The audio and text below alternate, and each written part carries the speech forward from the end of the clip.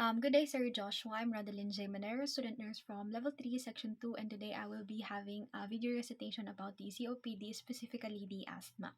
So prior to explain everything that I've learned during the lecture session is to blindfold myself. First, okay. So, pag-uusapan natin is the asthma. However, i-define po muna natin yung COPD. So, when we say COPD po, it is a chronic obstruction pulmonary disease or disorder. So, yung COPD natin, it is any disorders that may cause blockage or swollen sa my respiration cycle or the respiratory system natin. So, yung COPD natin is tinatawag din siyang ARDS or the airway respiratory distress syndrome. So, bakit nga ba siya naging syndrome? It is because yung COPD natin is meron siyang different or marami siyang disorders na involved here. Now, ang i-emphasize natin or i-focus natin in this video is about the asthma. So, when we say asthma, there is a constriction sa may bronchi. And dahil doon, nagkakaroon ng inflammation sa lower airway and dahil nagkakaroon ng inflammation, dito din mag-cause ng mga oversecretion ng mucus.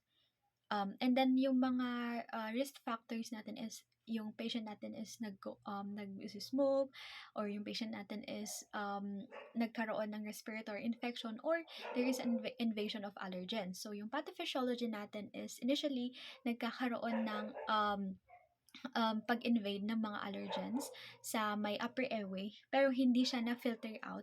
That's dahil siguro dahil siguro yung allergens natin is nagkaroon ng overaccumulation. So, hindi siya na-filter out lahat ng upper airway natin. That's why nag-go through siya sa lower airway, which is sa bronchi. So, dahil doon, dahil yung allergens natin is pumasok sa may lower airway, dito niya iti-trigger yung inflammatory mediators natin. Kasi nga, 'di ba, nakita niya or nag-send signal na mayroong nag-invade na foreign bodies. So, dito ka. So, hindi ka kabilang dito sa katawan ko. So, kailangan kitang puksain. So, yun yung sabi ng macrophages. So, engulf niya yung mga allergen.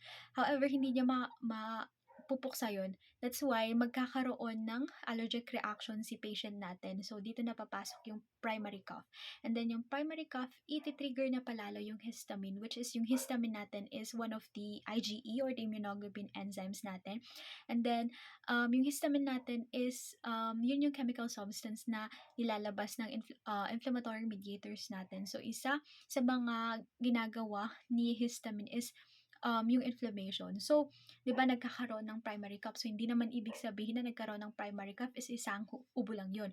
So, syempre, magkakaroon ng exacerbation of cough kasi mo-overwork yung respiratory system or respiration ng isang patient. At dahil doon, magkakaroon ng another inflammatory response. And kapag nag-continuous yung ganong cycle, dito na magkakaroon ng vasoconstriction ng bronchi 3. So, dito na siya magli-lead into asthma.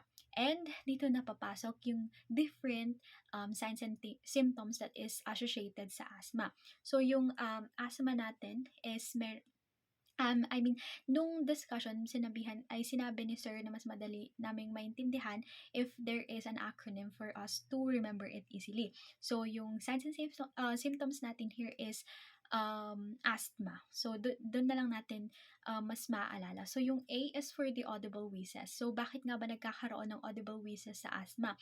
'Di ba kasi nga yung blood vessels na nandun sa respiratory system or the respiration cycle is nabablock or nananarrowed. So, syempre, yung air na need na mag-go through sa blood vessel is nagpupumilit na pumasok para nga, di ba, ma-disseminate yung air or yung respiration sa loob ng katawan. So, yung pagpupumilit ng air na mag-go through sa blood vessel is nagpo-produce ng vibration sound, which is yun yung high pitch sound na maririnig upon auscultation. Now, ang sunod naman dito is the shortness of breath. Dahil nga dahil nga nagkakaroon ng asthma attack, so kailangan niyang, it is one of the compensatory mechanism, kailangan niyang huminga ng huminga para mabigyan ng maayos na gas exchange sa loob. Yun, dahil nagkakaroon ng shortness of breath, so siyempre kaakibat nun yung pagkakaroon ng tightness of the chest. And then after nun is the age, the hyperventilation, and then next is the mental status. So bakit nga ba affected yung mental status? 'Di ba nga yung ating respiratory system or the respiratory cycle is impaired dahil nagkakaroon ng constriction or narrowing of the blood vessels. So hindi enough yung napupuntang oxygen sa brain natin. That's why one of the clinical manifestation nun is pagkakaroon ng confusion sa patient natin. It's not about na hindi nako-confuse lang si patient, so isasantabi mo na lang siya. So that is a hallmark na yung patient natin is hindi enough yung amount ng oxygen na napupunta sa brain.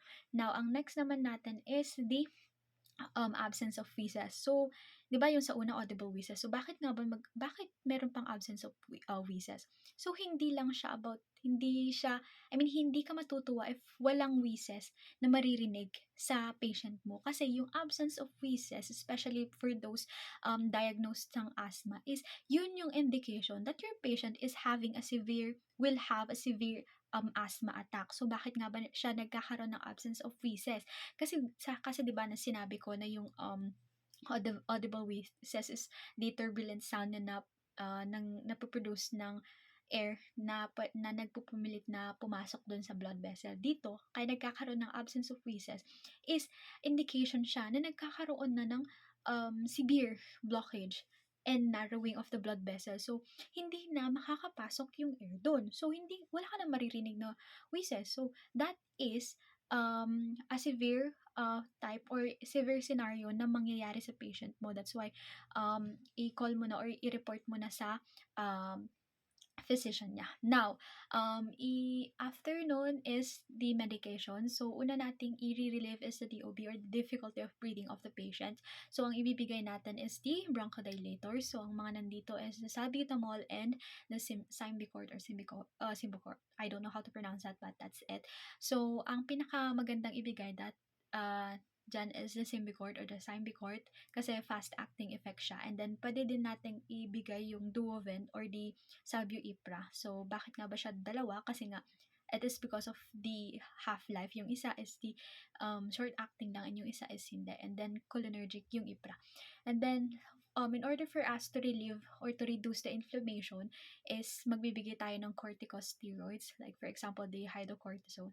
And then, ang ating tawag nito, yung diagnostic here is the chest x-ray, ABG, allergen test, and also ang gagawin nating nursing interventions or management is to assess the patient's airway, and then kailangan natin i-position si patient ng semi-Fowler position due to the purpose of having ay to promote lang expansion, and syempre bibigyan natin siya ng oxygen therapy which is 2 to 4 liters per minute through nasal cannula.